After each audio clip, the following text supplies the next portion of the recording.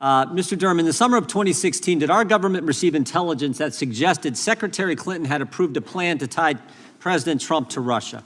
Yes. Was that intelligence important enough for Director Brennan to go brief the President of the United States, the Vice President of the United States, the Attorney General of the United States, and the Director of the FBI? Yes. And was that intelligence put then into a memorandum, a referral memorandum? Yes. And was that memorandum then given to Director Comey and Agent Strzok? That's who it was addressed to, yes.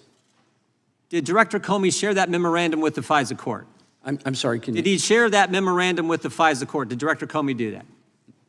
I'm not aware of that if he did. Did he share it with the lawyers preparing the FISA application? Not to my knowledge. Did he share it with the agents on the case, working the Crossfire Hurricane case? No.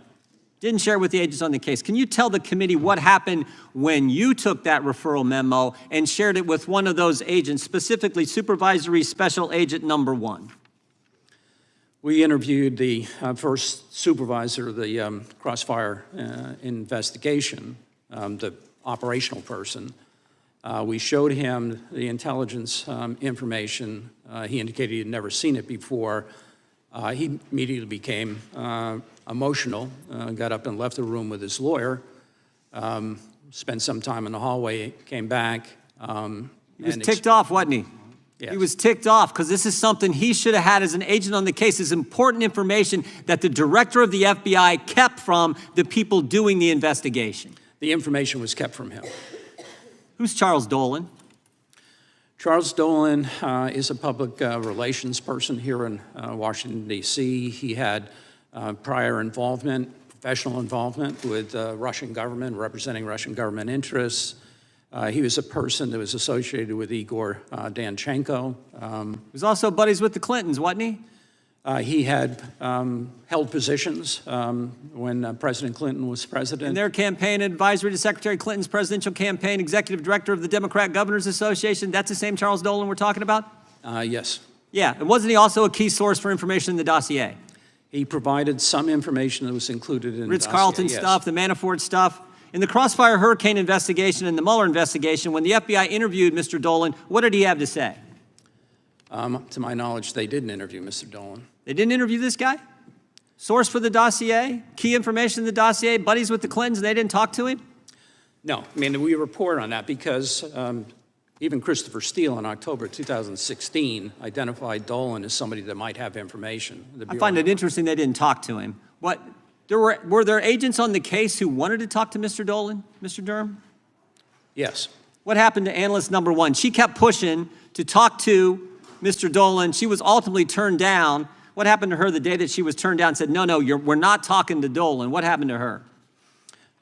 At about the same time, she was assigned to a different project. They moved her. They said, we can't have this. We can't have that. We can't be looking into the Clintons' buddy, a key source for the dossier. They reassigned her. And then what did she do? She memorialized it. She entered a memo to the file because she said, at some point the Inspector General is going to want to know this information. I'm going to make sure it's recorded contemporaneously. She put it in the file. It's crazy. They didn't talk to the key source. They kept key intelligence from the investigators. This is how bad this investigation was. But here's the scary part. I don't think anything has changed. The day your report came out, 5 weeks ago, May 15th, you got a letter, Mr. Durham, addressed to you from the General Counsel at the FBI, Mr. Jason Jones, writes you this 6-page letter, and he says, not to worry, everything is fine. It's all been worked out at the FBI. He even says on page 2, he says, had the reforms implemented by current FBI leadership, summarized below, been in place in 2016, failures detailed in your report never would have happened, and he underlines it. He said this would never happen because of the reforms we implemented in 2019 and 2020. And then he says on page 4, one of the specific reforms, he says, FBI executive management has instructed investigations should be run out of the field and not from the headquarters. That statement is not true. 5 weeks ago, the FBI wrote you and said everything has changed when in fact it hasn't, and a statement in there is absolutely false, and we know it's false because 2 weeks ago today, we interviewed Stephen D'Antuono, former head of the Washington field office, Mr. Durham, and here's what he said in his transcript. Head of the Washington field office, when the Trump classified document investigation began, he said, that case was handled differently than I would have expected it to be, than any other cases handled. We learned a lot of stuff from Crossfire Hurricane, that headquarters should not work the investigation. It's supposed to be the field offices.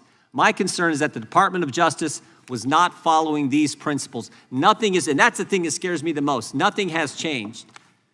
Mr. Durham, let me just finish with this. 60% of Americans now believe there's a double standard at the Justice Department. You know why they believe that? Because there is.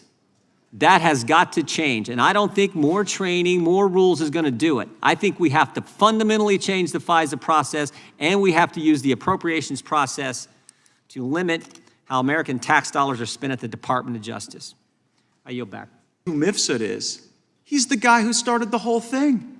We've known it for years. Go ahead and play the video. When the special counsel's office interviewed Mifsud, did he lie to you guys too? Can't get into that. Did you interview Mifsud? Can't get into that. Is Mifsud Western intelligence or Can't get Russian into that. intelligence? Can't get into that. Well, I'm reading from your report. Mifsud told Papadopoulos. Papadopoulos tells the diplomat tells the FBI opens the investigation July 31st, 2016, and here we are 3 years later, July of 2019, the country's been put through this, and the central figure who launches it all lies to us, and you guys don't hunt him down and interview him again, and you don't charge him with a crime. Maybe a better course of action is to figure out how the false accusation started. Maybe it's to go back and actually figure out why Joseph Mifsud was lying to the FBI. And here's the good news. Here's the good news. That's exactly what Bill Barr is doing. And thank goodness for that. That's exactly what the Attorney General and John Durham are doing. Well, Mr. Durham, was that what you were doing? I'm sorry, is that what? Was finding out who Mifsud was what you were doing? We pursued that avenue, yes. Right, but was he, this whole thing was an op, Mr. Durham. This wasn't like a bumbling, fumbling FBI that like couldn't get FISA straight. They ran an op. So who put Mifsud in play? You don't know, do you? I do not know that. I can't give you the For answer. years, you had years to find out the answer to what Mr. Jordan said was the seminal question, and you don't have it. And it just begs the question whether or not you were really trying to find that out.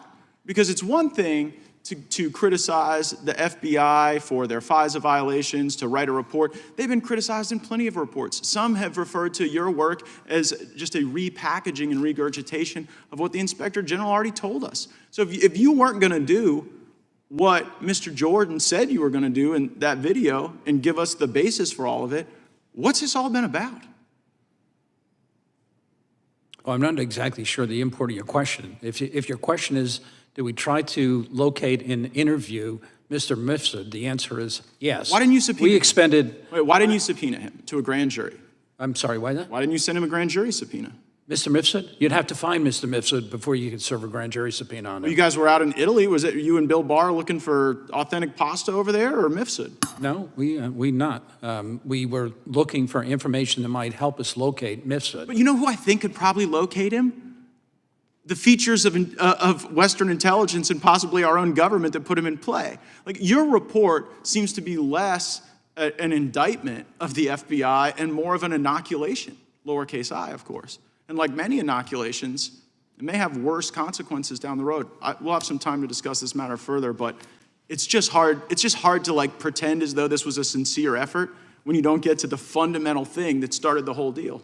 I yield back. I was away from my family for 4 years, essentially doing this investigation is, my view, is a sincere effort. The fact that you can't find somebody overseas should not come as a big surprise. Could you find Azra's hurt? Reclaiming my time, is he alive or dead? We don't know.